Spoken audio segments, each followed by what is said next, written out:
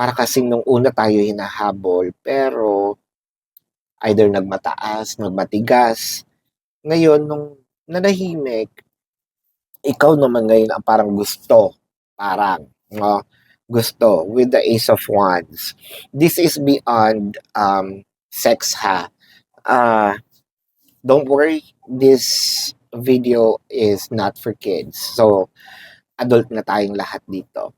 Um, with the Ace of Wands, this is more than sex. Siguro na mi-miss mo yung mga intimate moments na ginagawa niyo with your person, um, or nami-miss mo lang siyang kasama. It doesn't always have to be sex. Pillow talks 'no, siguro siya yung taong nakakaintindi sa'yo that you can even, you can talk everything under the sun. Um, from the smallest things to the grandest things. It could also be, sabihin nating, religion-wise, we are not going to talk about that. But with the Lovers and the Two of Cups, so ang nakikita natin dito,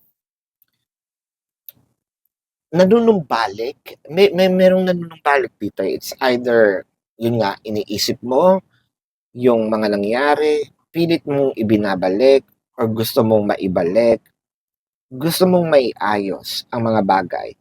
One thing's for sure, meron tayong contribution, no? Bakit nangyari ito sa atin? Meron tayong contribution, bakit natin nararanasan itong pangyayaring ito mismo, no? If we can only turn back the hands of time, no? Aayusin natin ang mga bagay. With the Two of Cups, parang ikaw na mismo, no, na naisip mo na nakita ko na yata ang taong para sa akin. Nakita ko na yata ang taong, meant for me, but I blew it.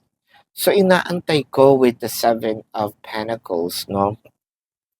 Inaantay ko na mabigyan ako ng chance. Inaantay ko na somewhat magkaroon ng solusyon. Kung hindi solusyon kasi naipit ako dito, na-stuck ako sa sitwasyon para at least, no, kung hindi man ako, ang wini-wish ko na lang siguro din is